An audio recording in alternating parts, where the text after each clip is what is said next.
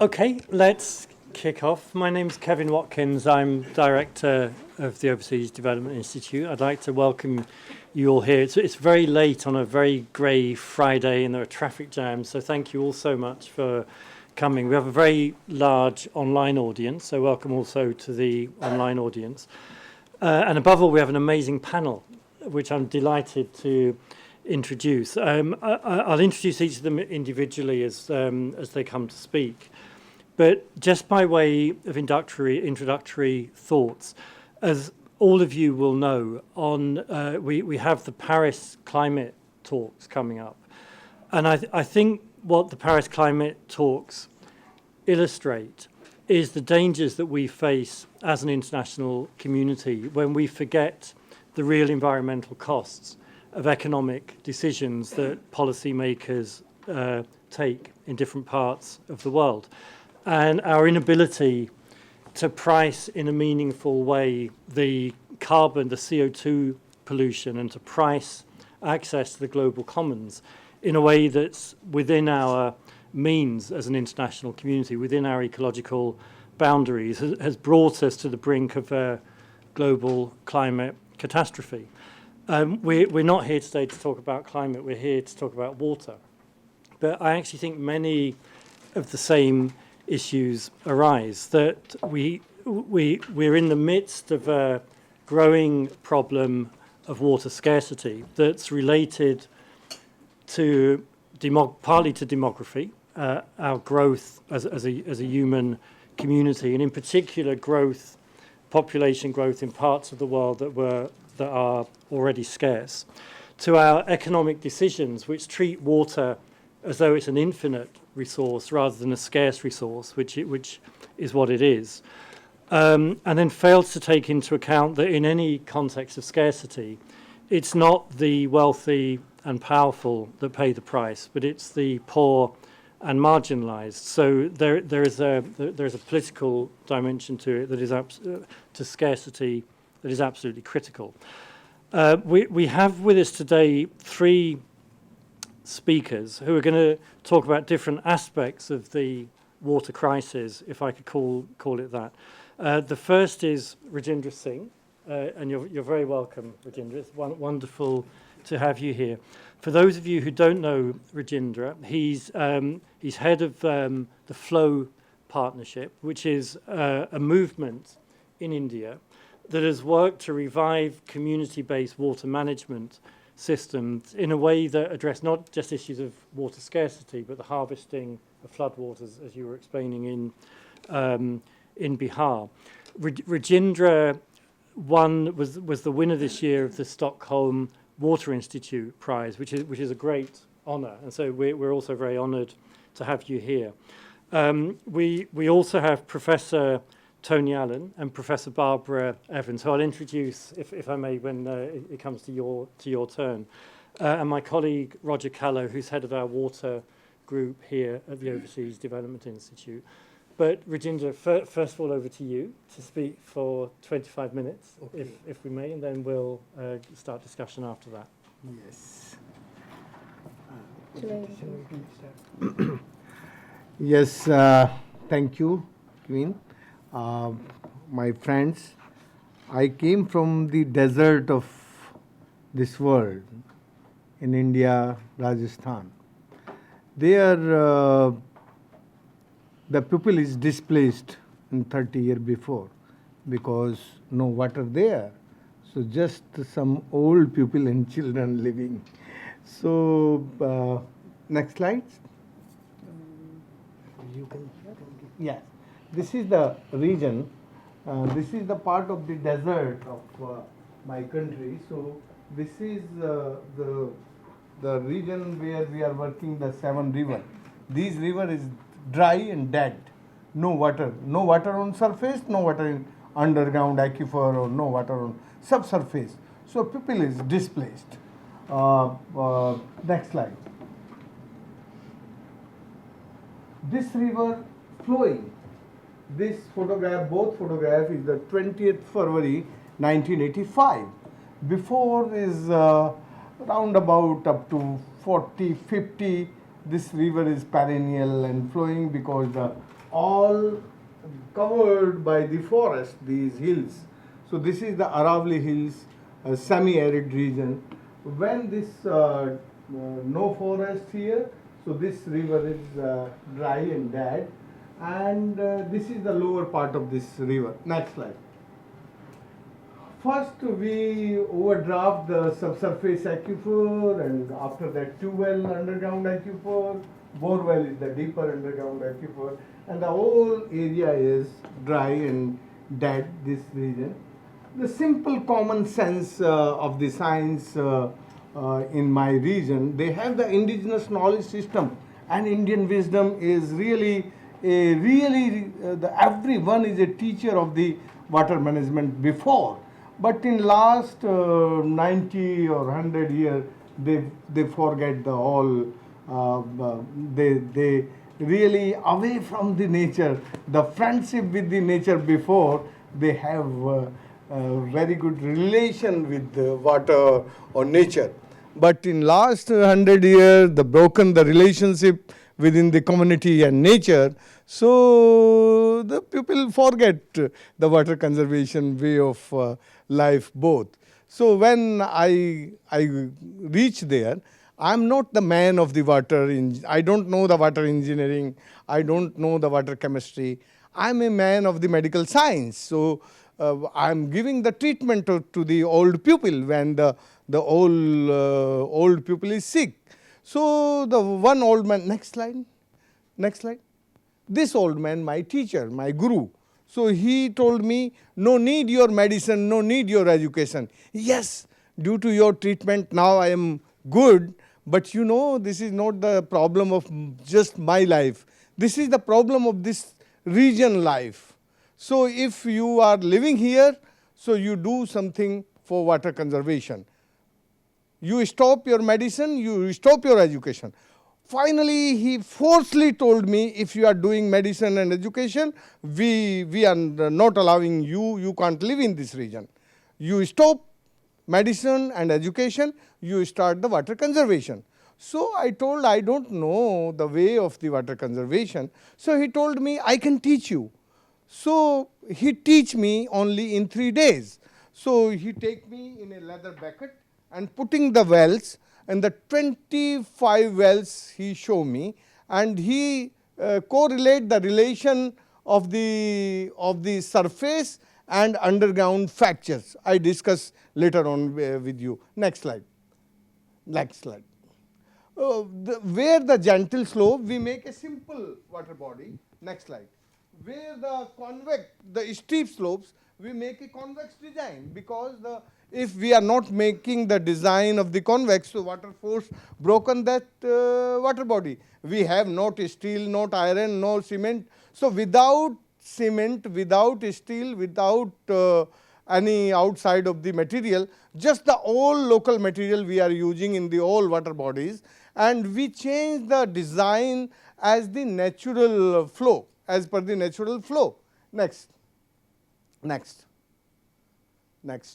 Where the natural depression, so we make a concave water body, and the lime content in the soil, so that lime content that purifies the water, and with the air the oxidation. So this water purified, and we are using that water for the drinking, for the bathing in a different. That for the drinking we are making the downstream the open well for the drinking purpose, and this water is just for domestic use.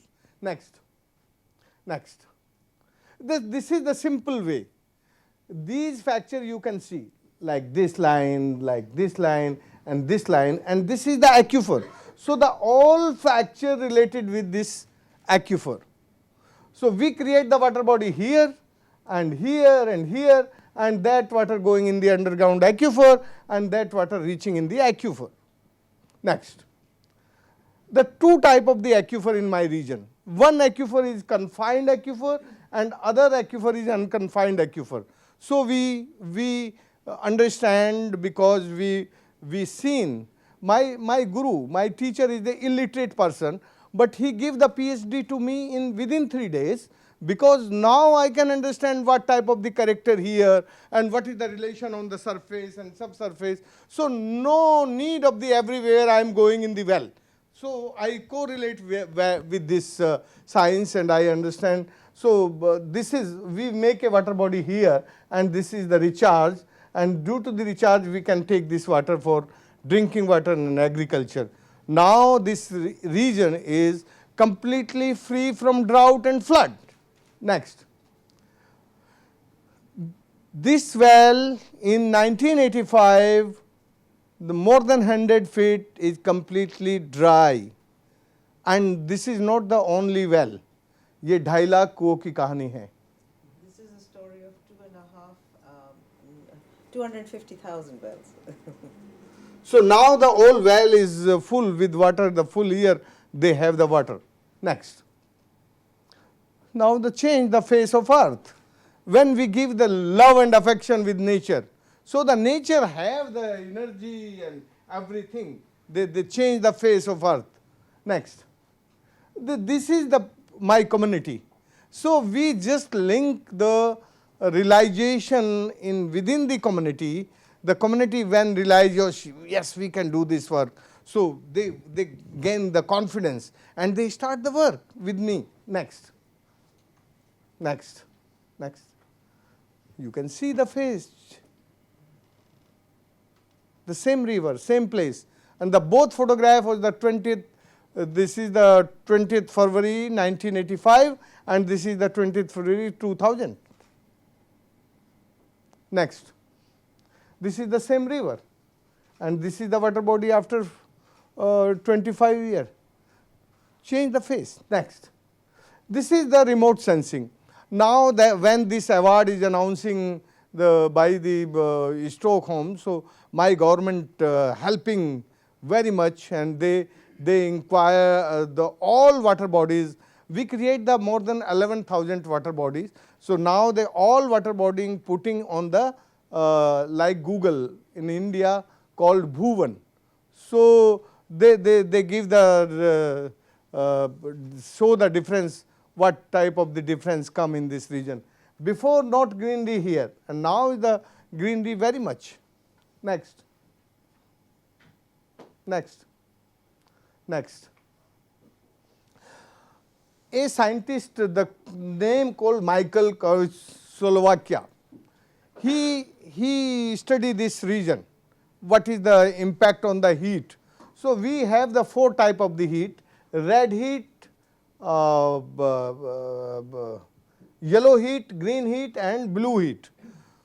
This is not the word of the climatology. I am not using the word of the climatology. I am using my word in my region. So they understand the 4 type of the heat. Where the earth is completely desert and no greenery, no grasses, so the sun rays coming and going back, so the temperature is very high, and that temperature is not good for the earth or not good for the human. And when the forest, here is the sun rays coming and heat is also here, the same heat is here, but this greenery absorbs that heat and giving back to the nature, so that heat is very healthy for the very good for health of the human and very good health for the nature and very good for the atmosphere also. And this is the our sea. So the only one machine called sun who desalinate the water of the sea without pollution. But now the lot of desalination machines coming, with all machines coming within the pollution. The more than 40% water they make a concentration of the desalination. But the sun desalinate the water without any pollution. So if we can help to the sun, action of the sun, so we can help to the green heat and change in the yellow heat. So in the beginning this is the scenario in my region. Next. Just cloud come and due to the red heat, without rains the clouds going away. Next. When the green heat, so the water come only on green heat, not here. My area is here. Next. We create the water body in continuously in this region, and the water come in the water body and increase the grasses and greenery. So the atmosphere, the carbon sequestration is very high here. So the change the whole scenario here. Next slide. When the rain come here, the water come here and recharging the aquifer and subsurface. Next. And when this water also creating the clouds in this region. So the change the climate in my area, completely change. And this, when this whole water body is completed with water, so the clouds also good rains giving in this region. Next. You can see, no need of the explain. See. Now the clouds come near my greenery. Next. Next. I can say one thing. If we give some love and affection to the nature, so nature give the good health, prosperity and peace to us. But we are not really giving the love and affection to the nature and not giving the respect to the water. You know, the India, before they are giving the respect to the water and they are reduced using the water. But now they are forget. But now again they are giving the respect. Due to the respect, due to the respect of the nature and really love and affection with the nature, the change whole climate in my region. But you know, what is the problem today? Today is the problem is the, क्या हुआ? आगे जाओ. Next. ये तो change कर दिया. नहीं, ये नहीं था. नेक्स्ट. ये प्रेजेंटेशन नहीं है. आज तो मुझे वो फ्लो पार्टनरशिप के लिए बोलना था ना भाई. ये थोड़ा ही है. नेक्स्ट आगे जाओ. नहीं, ये गलत है. ये नहीं. चलो छोड़ दो इसको. Today is the real big threat on the nature, on water. The first is encroachment. In my country, the all common property and water bodies the encroached by the corporate and by the government. The government also encroaching. Not only the corporate, government is the biggest encroacher in my country. And the pollution and the over extraction of the underground aquifer. So the three big threat in this time in our region. So now we are thinking, we are making before the water bodies on the earth, but now we can make some water bodies who is the real decision maker, who is the real running the country. So now the need of the water bodies on the head of that type of the people. So we start a flow partnership, start a World Water Walk for Peace. So this World Water Walk for Peace just advocating the right of the nature and right of the river and the right of the earth. The first, before the human, the nature exists before the man or woman. So the first right of the nature, not the human right. The first right of the nature right.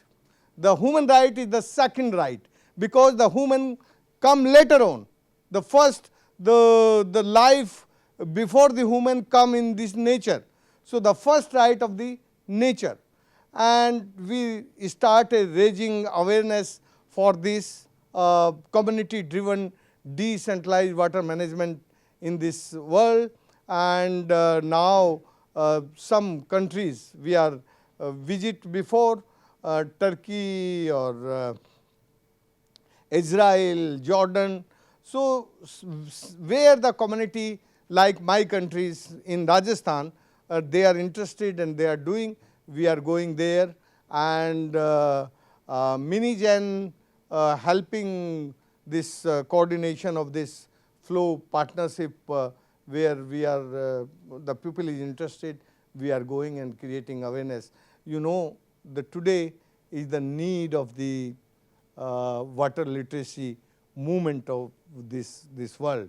The the corporate or government, just they are bother only about the money. They are not bother about the nature, where the tax is coming, so they are creating everything. Where no tax is coming, they are not bother. So we are bother about the community who can't pay the taxes. So we are working in the where the community is working like this. I can say in the last word for your organization working on the policy level on the all over the world. So now the time, if you can start some water literacy drive for the changing the policy to the community-driven decentralized water management.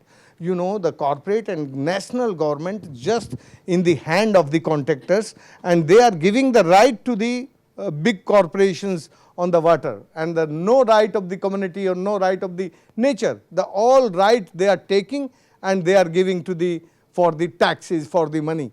So now the real need, we can ensure the nature right. Thank you. Thank you. Rajendra, thank you so much for that. And forgive me, I should have introduced right at the beginning Minnie Jane, who is who I think is director of the Flow Partnership. For that. Rajendra, before passing on, there are a couple of questions I would like to ask you. Yeah. So, one is that you place a lot of emphasis, first on nature, and then on the community. But communities themselves are often very divided and unequal. And I wonder how you've because you showed us some examples of people working together, but Rajasthan is a deeply unequal society where you have competing claims within the community. And I just wonder how you've managed those relationships. Yeah. You know, the Rajasthan is really unequal community. The women and men difference, and the poor and richer, they have very big difference. But you know, when the people not have the water, so they are bother about the life, and they are come on the issue of water and the issue of the pasture land, the greenery, and on the management of the common property. So we make a rule. Who is contributing for the better common future? So they are the real decision maker in this process. So who contribute the labor, who contribute some resource for this better common future action, so they are the real decision maker.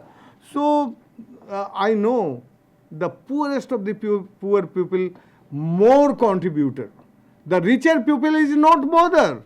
Who have the one money, they are not really bother about the common future. They are just thinking the better health, only about the health issue, but they are not bother about the common property or the forest or the river. But the poorest of the poor people always come forward. So we make a group of the poor people, and we make a river parliament. When our river is perennial, so they make the rule and regulation, and they make some discipline use of water, and they are make some discipline efficient use of water in the agriculture. You know, the most part of the water we are using in agriculture. So we make some rule and regulation, the crop pattern and rain pattern relationship. So if we are doing in an integrated way, and who is real contributor for common future, and if we give the respect to them, so the rest people can join. I can say before our women is not to take the decision for the community better common future, but now in my region, the most of the decision making, more than 80% decision taken by the women. So this is the change with the water. The water is need to everyone, because when the crisis of the life, So they forget the level, higher, lower. Everyone need the water. Okay. So we can. Let me. I've got one broader question I want to ask you, but just as a follow-up on that one, how in a practical sense that say, you develop a well or you develop the watershed management system, but then you have competing claims for the water. That you have maybe people who are growing one crop versus another crop, or people who maybe want to allocate the resource for a different use. How do you determine the allocation patterns? We always follow the boundary of the geo boundaries. We are not using the boundary of administrative. And in the upper region of the watershed, mostly the pupil of the upper region is always deprived, because the water come on the surface in the downstream, and the water if going in the subsurface aquifer, so always the water flowing in downstream. So we make a rule and regulation on the ridge area of the watershed. For there is in the beginning the all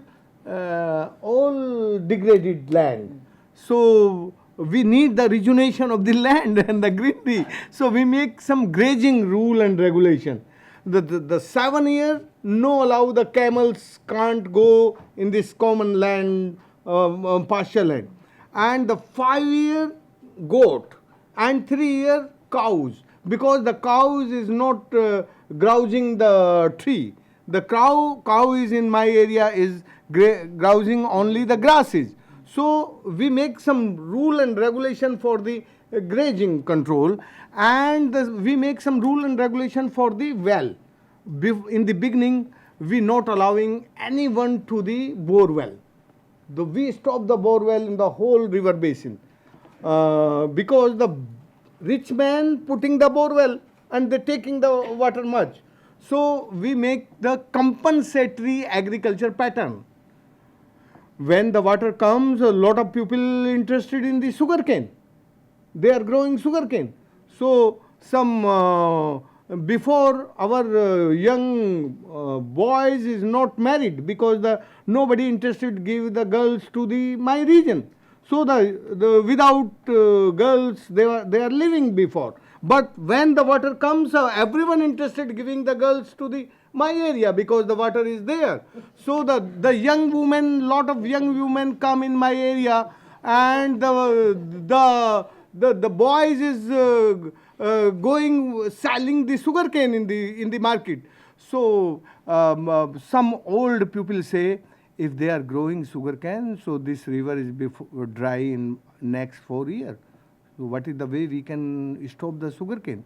So the old people is always visionary in my region. They are always common future and common interest they are thinking. And the old people decide, yes, if someone growing the 1 bigha sugarcane, so they compulsory 4 bigha grams or mustard. The grams and mustard not taking much water, only one irrigation enough in my region. And the sugarcane need the 10 irrigation in this region. So that compensatory system, the women helping us. The young man and woman relation is more important. So the young woman say, if you are growing the sugarcane, we are not living here. So this love and affection in life come, and we use the love and affection in also for the compensatory agriculture pattern. So the lot of system, we can't explain every system here, but lot of system we evolve in this river parliament.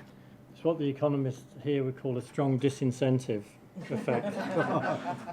Let me ask you one final question very, very briefly. I mean, your movement is building from the bottom up, from a community level, and you've taken it beyond India. But if you look at India more broadly, you have a government with a very strong commitment to growth. where in Gujarat now there are enormous problems with desalination of water. In Punjab and Haryana with the collapse of groundwater systems. And it doesn't seem that the government is taking on board many of your messages that you need to value water and think about water differently. And I just wonder what is your assessment of the strategy in India? Yes, your question is very valid question, and I can say some comment on this. You know, the 7 states, the Telangana, Maharashtra, Karnataka, Madhya Pradesh, Uttar Pradesh, now they are advocating this community-driven, this experience and reapplicating my experience in the government level. Now the lot of government and panchayat is interested in this. But you know, our Prime Minister is, I don't know why he is very hurry of the growth, and he is giving the different type of the slogan, made in India, and you know. But this slogan is not real development. This is the disaster for the country. You know, if you are moving fast and without respect of the nature and without love and affection with nature, so you always going on wrong path. So I am very frankly, I can tell you, my my central government, or mostly I can mention the name of the Prime Minister. He is really very fast, but this is not good for my country. I am very much worried. I am really very much worried. Okay. Rajendra, thank you so much for that. There'll be an opportunity to come back to, we'll have some discussions, questions from the audience shortly. Actually, before I move on to introduce Tony, the communications team will never forgive me unless I remember to say, if you want to tweet on this event, it's hashtag Global Challenges and the Twitter handle at ODI Development. So please do that.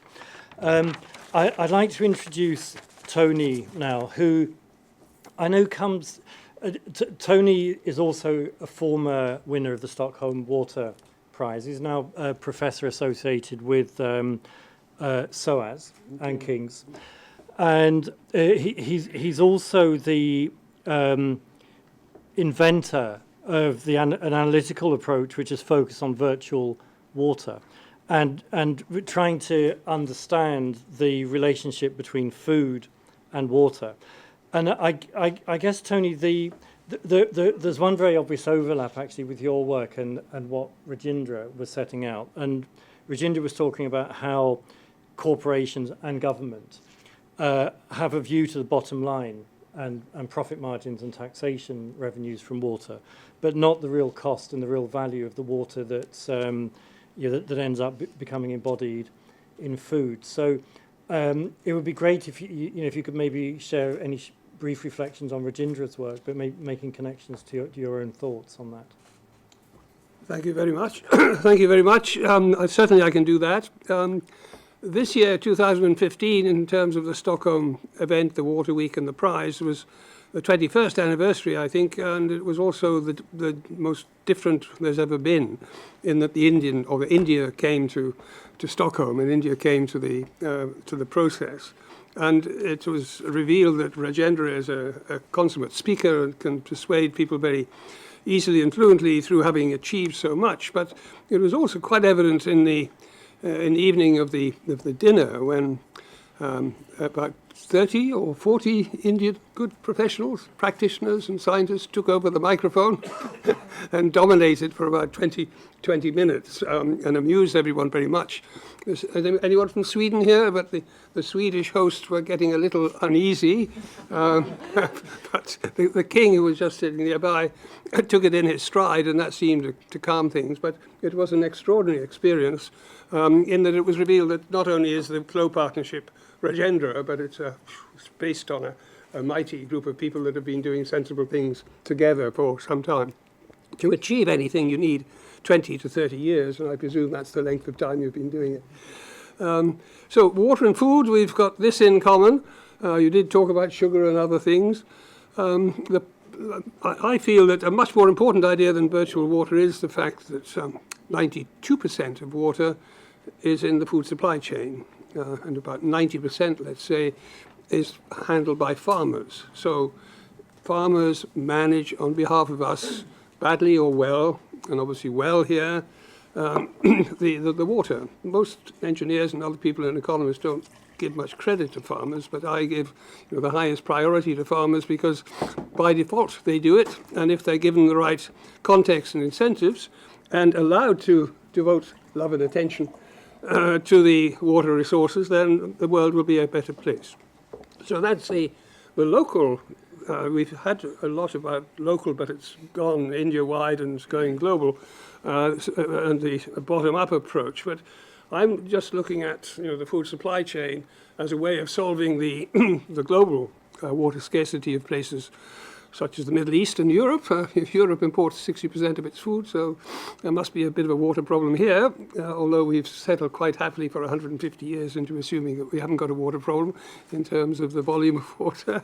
But the 22 countries in the Middle East nearby, so that's 50 countries altogether, are massive food importers. So what the farmers do in each of these countries, and if they can increase their productivity and also look after the environment for us, then we're home and dry. But we're in a transition, an experiment at the moment, in discovering whether we are putting in place circumstances which enable the farming community to do what we need them to do. So as a consequence of looking at this food supply chain, which is an easy thing I find to communicate because everyone knows they're part of it because we consume food. And you can say farmers at this end and consumers at this end, they get that. And you can say traders and corporates doing trading food and processing food and supermarkets obviously providing us with food, and in long food supply chains and in short food supply chains, which you've been talking about, also providing us with food. So the supply chain is a very important place. And in terms of international trade, the long food supply chains are very important, both commercially as well as in terms of keeping us secure. So as a consequence of thinking about where the power is and where it should be in those in that market, and one little thing about the market, we don't live in economies, we live in political economies, we live in market politicized economies, and so the rules of the market are what's there, what's emerged over time. And some terrible things have been put in place by governments, some very good things, but some terrible things which you can't get out. And we have to operate in a context in which cheap food is the highest priority, delivering cheap food. Because there are lots of old people on pensions in all rich countries and lots of poor people from wall to wall in poor countries that need cheap food. So no politician can stand up and say, what we need is properly priced food. not feasible. So you've got to get used to that. So whatever we're going to do in this crazy market, which is in addition to needing cheap food, is completely blind to the value of the need for tender loving love and affection. So we've got this crazy market system which we bow down to and think is good, but it's lethal. We've got a juggernaut, a wonderful Indian-derived term, a juggernaut without brakes or a steering wheel in the food supply chain going at the environment. So these are the circumstances. So as a consequence of that, we have spotted three things that need to be fixed. We need the accountants to put in reporting and accounting rules that fix it. Now that's a 40-year project. Cheap food is what they've got to try and deliver. We need investors to be ethical, because in this commercially driven food supply chain, the only thing that people investing care about is profit. So we need to get them to be aware of the need for love and affection. And of course it is moving, but that's another 20 or 30-year project. So we've got a lot of mountains to climb, and we are the people sitting in the room that have the power to do it as consumers, because we can signal to the market what we want. But at the moment, we have a political economy and a media and a political system which is not pointing us in the right direction. So go from here knowing that you are the most important people, the fact that you waste 30% of the food you buy, and you eat badly, and not scientists, not people at ODI, but across the world, they eat badly and waste food in that way. So we need to be aware of these things in these rather pivotal food supply chains which distort things in the world and are blind and ignorant and deluded. But you good people will go from here undeluded and aware of your duty to give the politicians space to do the right things. Thank you very much.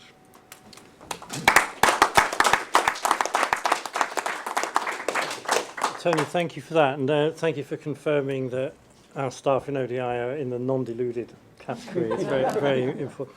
Can I just ask you one question? Because, I mean, you could argue that one corollary of what you're saying might be that in the same way that we should be pricing carbon, that we should be pricing water, and that if countries choose not to price water in their exports, they should be priced by tariffs on the import side. But do you think there's a case for arguing that this shouldn't just be about voluntary behaviour, but about changing the market signals?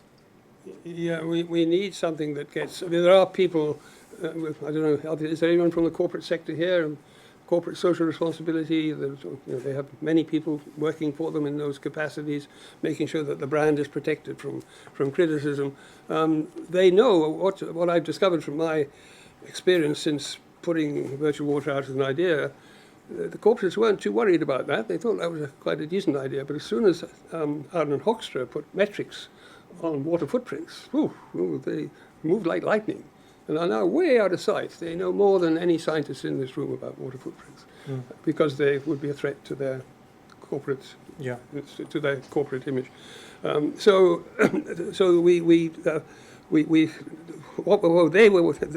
but they're so skilled. I mean, they sell us Coca-Cola and other stuff, which is probably bad for us. So they can achieve anything. So they can certainly manipulate the information about whether water should be priced or not. They would move if some regulations were in place so that it was an equal and level playing field. But we haven't. Just as the politicians can't, do the right thing at a national level to get their citizens to give the love and affection. So in the market, it isn't working either. So we need, just over the next 30 years, it's a pity it's going to take so long, we need to do these things which get politicians, private sector organizations, and I've been talking to Stephen Litter about many things at this time, and I discover yet another accounting organization, an international one, which we need to get pointed in the right direction. Okay, so there's a big behavioural change agenda there. Let's move on to Professor Barbara Evans. Barbara, you're very welcome. But Barbara is Professor of Public Health Engineering at Leeds University and works in particular on sanitation. And one of the things that really strikes me about the water and sanitation agenda as a non-expert, just looking at it globally, is that in terms of access to water, there's been huge progress in water and much slower progress in sanitation. And I often think there's a bit of a misperception of people who work on development, is that they imagine, if you go back to the 19th century in Europe, that the big public health gains were actually the product of clean water. And in fact, they were the product partly of that, but more especially of separating human excretion from water through public sanitation works. And we're really lagging on sanitation in urban areas in particular, but also more broadly. So it'd be great for us to have your reflections on where we are on sanitation, but maybe also if you could sort of link it to Rajendra's comments. No, absolutely.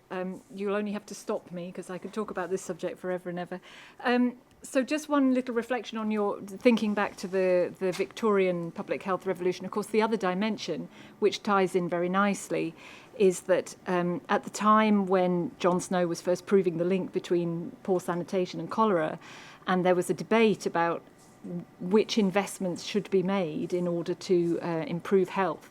And a lot of public health I mean, public health didn't really exist as a discipline, but a lot of doctors and medical people at the time were observing that the public investment in sewage infrastructure was all very well, but also what was really needed was a rise in wages so that working people could afford enough food to eat well. So that connection between sanitation and food has always been there, and it's always been troublesome and difficult. I wanted to perhaps talk about something that I see as a bit more of an opportunity. It's true we've lagged behind with sanitation, and sanitation's more difficult than water for lots of reasons. I mean, some of them are economic reasons about the public nature of the benefits of sanitation. Some of them are social and behavioural drivers.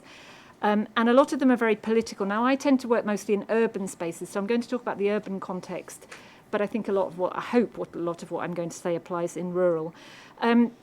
If you think about Africa, which I will just for a moment, because we've been in South Asia. South Asia is actually my sort of background in my home country, so I'm going to force myself to go to Africa for a moment. I look at Africa and I look at all of those small rural centres in Africa which are in the next 30 years going to become towns and cities.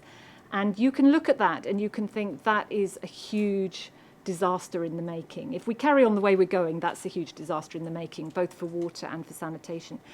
But I think you can also look at that as a massive opportunity as well. I think we have an opportunity historically in rural areas of South Asia and all over Africa to put the right solutions in place rather than the wrong solutions. And I think that's a challenge that we have to address right away. I think it would be really nice if we could think very differently about managing wash services in the urban space so that we put them into a much more considered framework of essentially sustainable management of water resources around that urban space. We've just done a little study, for example, where we looked at the effect in slum areas in about 3 African cities of giving people 24-hour, 7-day-a-week water supply. And what we found was that the amount of water that you needed to do that was less than what was needed in the previous context, where we were giving people patchy, sporadic services. So we were losing a lot of water through leakage, and people were storing a lot of water and then throwing it away. So actually engaging with the idea of technical solutions that give you the right outcomes rather than assuming you know what the right outcome is. And on the sanitation side, I think it's the same. I think if we try and go down the route we went down in the UK, we're not going to get there. And one of the things that people often overlook about the sanitation revolution in Europe is that it was fueled, regrettably, by our empire. It was fueled by cheap imports from captive markets. And we're not going to have that investment opportunity again. So we're never going to be able to invest in the same way in sanitation infrastructure, I don't think, in places where we need new infrastructure. So we have to come up with better models. And also we need to come up with models which respond to the need to preserve water, the need to generate more food, the need to preserve phosphorus and nitrogen. And I'm sure you all know, but I could talk at great length about the wonders of your crap and how much lovely nitrogen and phosphorus there is in it. I hope I'm allowed to say that on your video channel, sorry. So my sort of sense is that I think we're at a sort of tipping point, and particularly in urban areas, we have the opportunity to re-engineer the way we think about sanitation and water in urban space. But I did just want to say one thing about whether we can do that truly from the bottom up. And I would say one of the things that's different in urban space is I'm not sure that this can ever be a wholly community-driven process because urban infrastructure is complex and always networked. So one of the things that I believe very strongly is that solving the urban sanitation challenge in the next 30-year period, and particularly in the SDGs, which rightly call for well-managed sanitation, not just toilets, is going to be hugely about local government. So one of my kind of ambitions, I think, is to see local governments that respond to community needs and facilitate and enable communities to serve themselves, but while providing the network services. I just want to finish with a little tiny story which I find very inspirational. I have a PhD student from Misrata in Libya, and as many of you will know, Misrata in Libya is a place that is racked with crisis at the moment. But she is very gamely, against a huge number of odds, working away to build an economic model that demonstrates the value of reusing wastewater from sewerage and the contents of they're not really septic tanks, but big sort of vaults that people collect their waste in, to irrigate food rather than using the mined water from the Great Man-Made River. And she's really pulling together a set of fantastic health arguments, economic arguments, the value of nutrients, the value of substituting imported fertilisers against the nitrogen and phosphorus that's in Misrata's own home-produced product. And what I love about that story is that, you know, there are plenty of other things to worry about in Misrata, but here's a highly intelligent, educated woman who thinks actually solving that problem is part of the key to Misrata being somewhere in a much better place in 20 years' time. And if anybody wants to have a look at that work in about another 2 years' time, hopefully it'll all be done. Barbara, thank you. Just before I pass on to Roger, maybe just give us one practical example of a local government or municipality that is doing what you're describing, what you described. Okay, so I'll give you an example of a small town that I've been working in Uganda. So this is a town which has huge numbers of pit latrines. Everybody who has a toilet has a pit latrine. There's no sewerage at all. And for years and years, those pit latrines have been emptied by small-scale operators, mostly using hand implements. And there's been no system for managing pit latrine wastes. About 15 years ago, a very generous European donor provided a wastewater treatment plant for this town, which resulted in precisely nobody getting an improved sanitation service, but nonetheless it was built and it sat there for a long time doing nothing. And this local government has been increasingly worried about the fact that these pit latrines are increasingly filling. What people do in that particular part of Uganda is when their pit latrine is full, they dig another pit.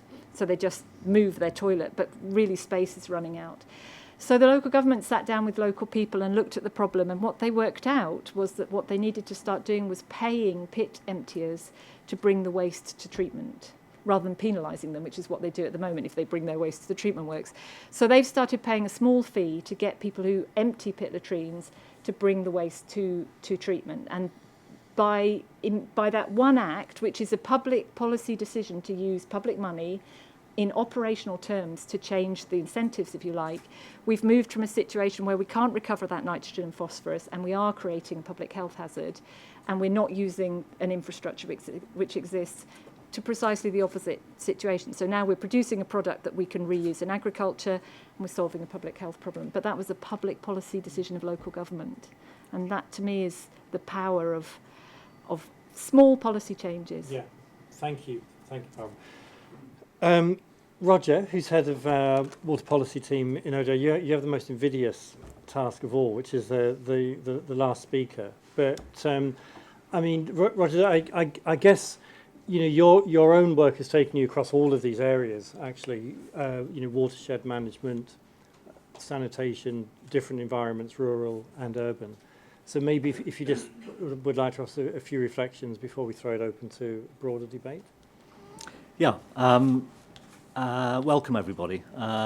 Let me begin by saying that, and this is going to hook in firstly with Rajendra, that 20 years ago, we met in Alwar district in Rajasthan when a team of people, including myself, went to have a look at what was going on there. Yeah, I mean, this was before joining ODI, but back in the days when we were doing a lot of work in India, China, as well as sub-Saharan Africa. Now, I mean, we were talking a little bit about this beforehand. 20 years ago, the work Rajendra was doing was quite controversial. There were some considerable frictions, I'm sure you won't mind me mentioning, Rajendra, between the actions of TBS, Taran Bharat Sangh, and what they'd done in terms of rejuvenating landscapes. Love and affection is the word that I'm waiting for you to break into song. I know, and I'm trying to think of the person who sang it. Thank you. I knew that was there. Okay. I mean, 20 years ago, you know, this was not a mainstream approach. This was something out on a limb There were frictions, I'll leave Rajendra to tell the story about frictions over what, but certainly, tension between state government and what local people were doing, particularly around the issue of rights to the rejuvenated resources, the issue that Kevin touched on.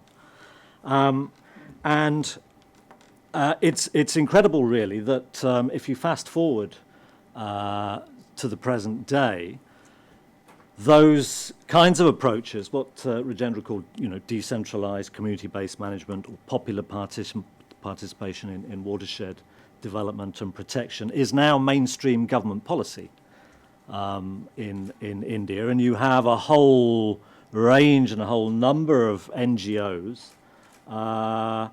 not just TBS and Rajendra, doing similar work, looking, strongly embedded in local communities, starting with some relatively simple entry point activities, quick wins, building community support and trust, and then looking to do the more difficult things. And even the World Bank, I was mentioning to these guys in the report I was reading upstairs. Now, if you're my age, you spent the 1990s, reading the World Bank's 1996 water sector strategy. It was the time of structural adjustment, the Washington Consensus, neoliberal economics, and all the water people that I work with. We were all getting terribly excited about marginal cost pricing, tradable water rights. Getting the prices right was the name of the game, and we all became rather fantastic at describing this perfectly functioning water system in which price signals will be used to ration supply and demand until marginal benefits were equalized across uses. And believe me, I spent a lot of time thinking about this until I bumped into Tony, who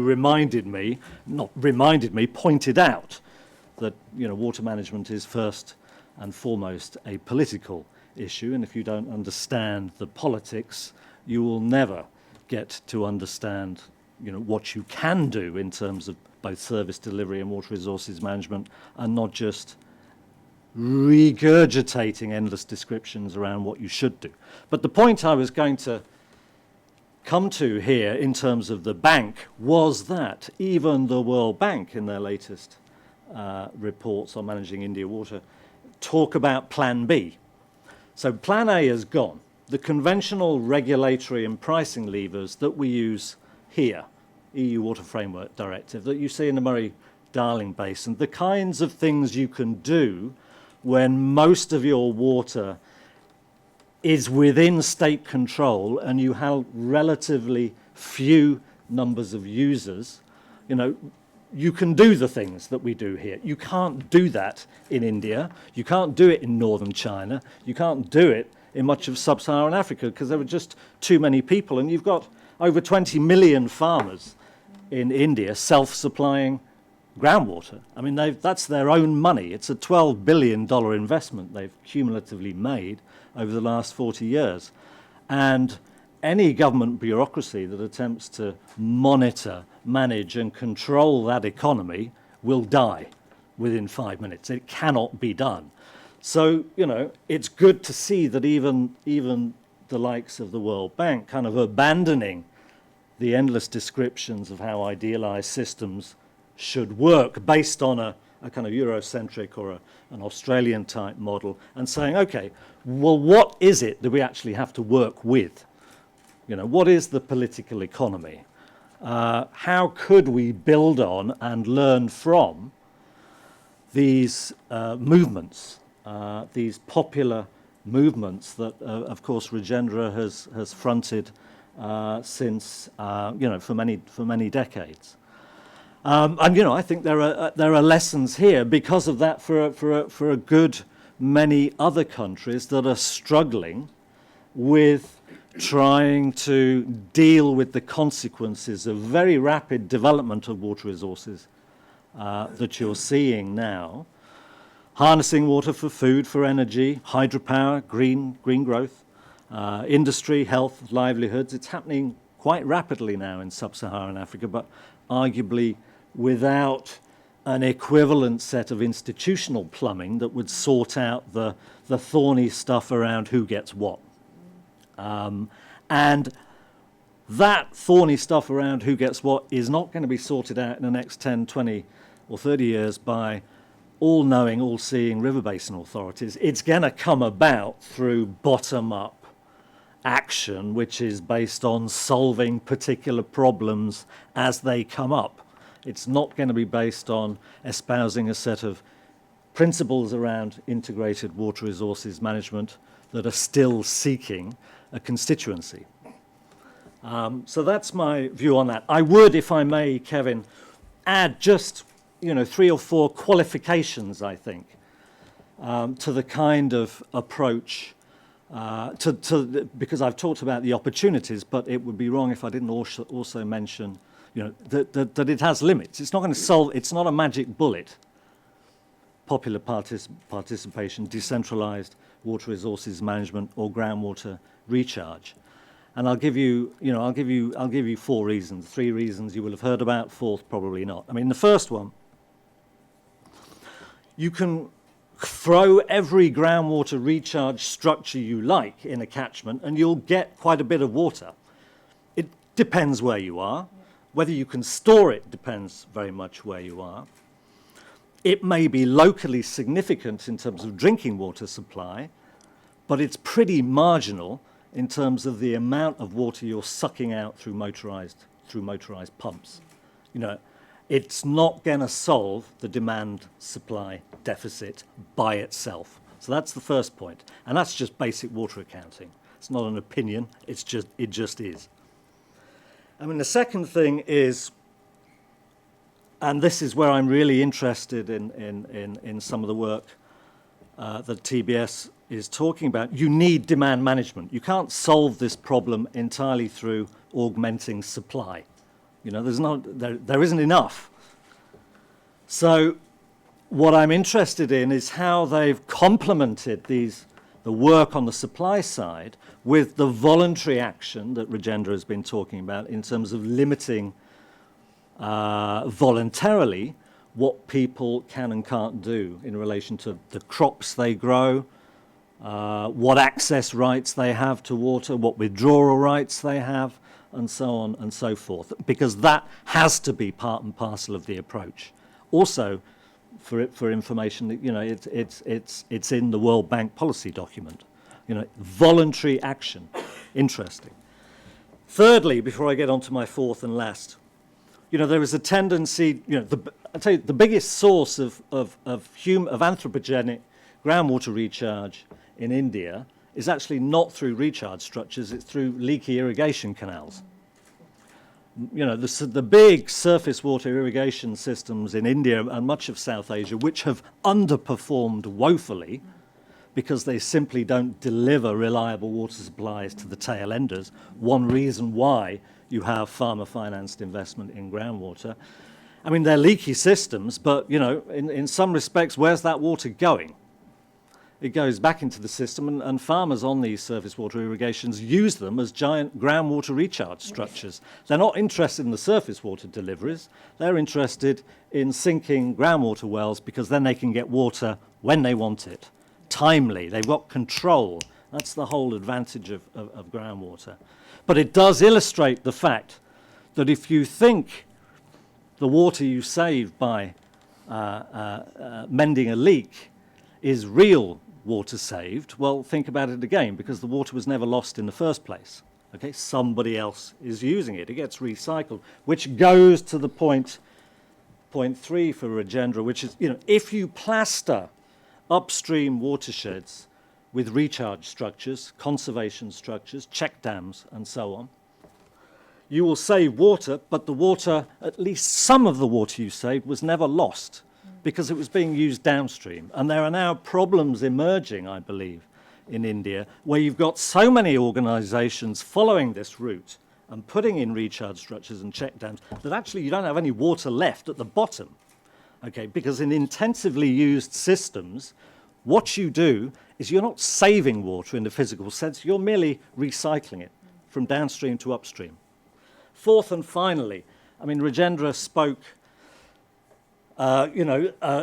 fantastic about how people were leaving the village and then they came back and people could find brides and so, and I remember having these conversations in China where I lived for 7 years.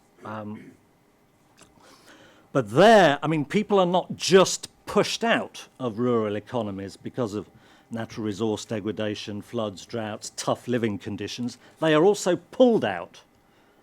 And one of the things you're finding in China is that people, farmers and their kids want to move out of a rural farm economy. They don't see a future in it.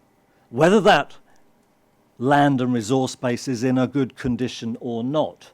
And I wonder whether, in India, this is coming. I mean, the infrastructure in China is light years ahead of what it is in India, which means that you connect rural and urban areas together. Administrative boundaries kind of lose their validity because the economic connections cause this blur. So you have labor mobility. Labor mobility is good for growth. People can diversify out of more risky livelihood activities into less risky ones. They can get wage labor. They can get out of the sun. That's what kids want to do. So the farmers I spent a long time interviewing in northern China who were making good money from a farm economy were not reinvesting it back into their community. They were investing it into their kids' education so they could leave. And I wonder whether this kind of fracturing might occur in India. Okay, Roger, thank you. That was fantastic. I want to ask you a question, but I think Rajendra wants to ask a question as well. Do you want to respond Yes. now? Yes. Okay. I can respond first to Roger. Sure. Roger, if you remember, when you come in my area, that time we are not allowing the borewell. Yeah. That time completely the community-driven, decentralized management of the water. But later on, the river basin organization decide, yes, some area we can take some borewell. So they give the permission to the community, give the permission to the community. But now, in last 15 years, we are continuously trying. In my area, we get success, but we want this success in the reapplicate in the national level. What we want, we identify the aquifer character, and now in my country we have the aquifer mapping. So we know what is the character of the underground aquifer nowadays. In last 4 or 5 years, we have the aquifer mapping.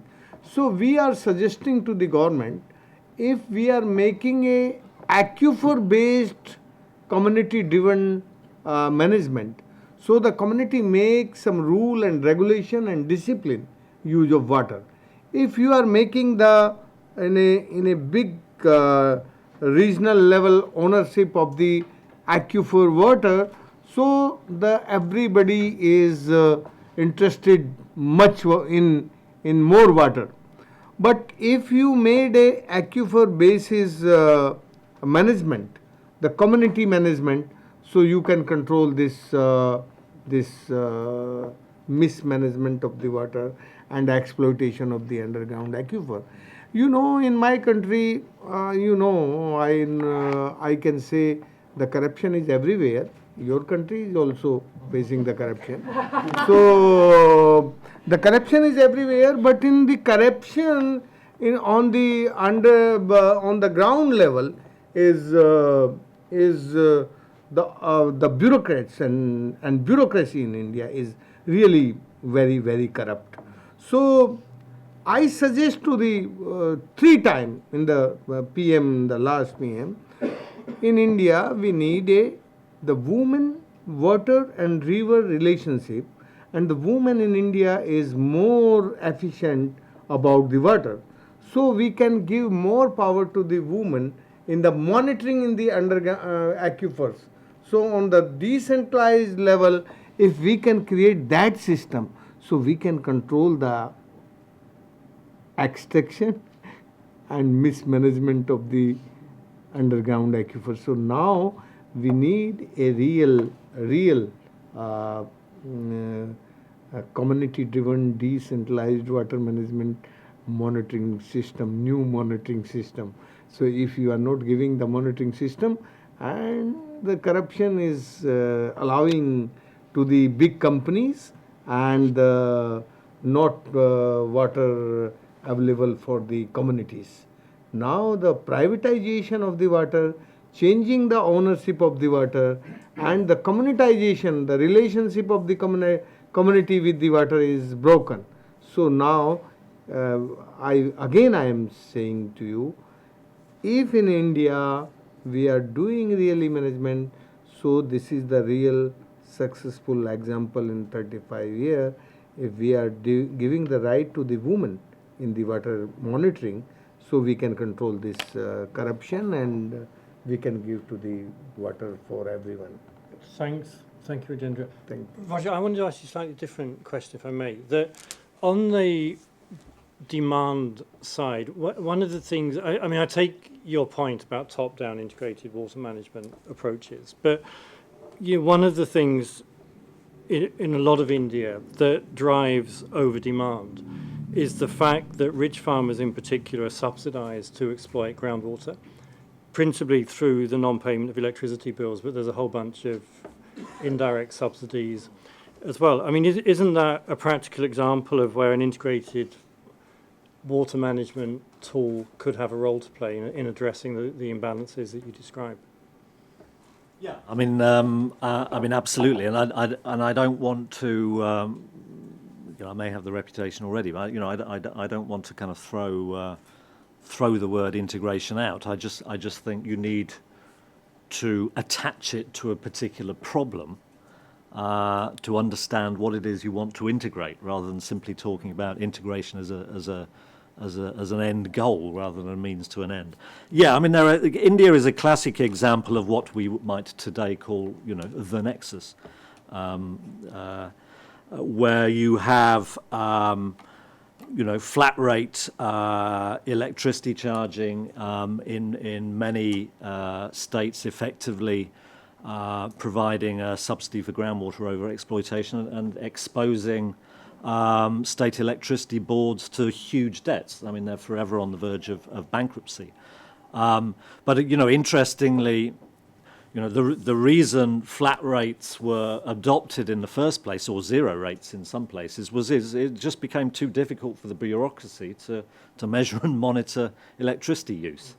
So there were good reasons for doing it. But woe betide any politician now. Maybe the mood is changing a little bit, I think, but it's difficult to get elected to the state government on a ticket of saying we're going to ramp up your, we're going to start charging you.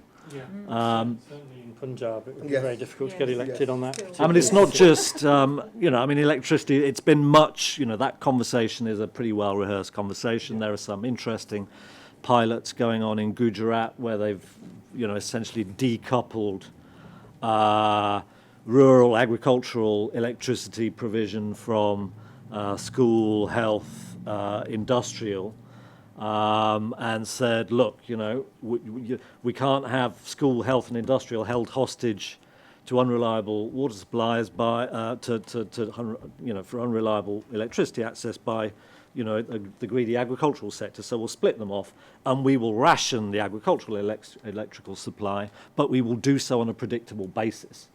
And people want predictability. That's what any farmer wants. And of course, you have exactly the same thing in urban areas. It was interesting here in Barbara, say that maybe on aggregate water use goes down if you have water 24/7. I mean, what you find in Delhi, Mumbai, and other big cities is, at least if you're lucky enough to have a household connection, and of course, the majority of people aren't. I mean, I was looking at Mumbai the other day, 50%, more than 50% in informal settlements. I mean, there are, I've lost my train of thought, Okay. but you're going to stop me.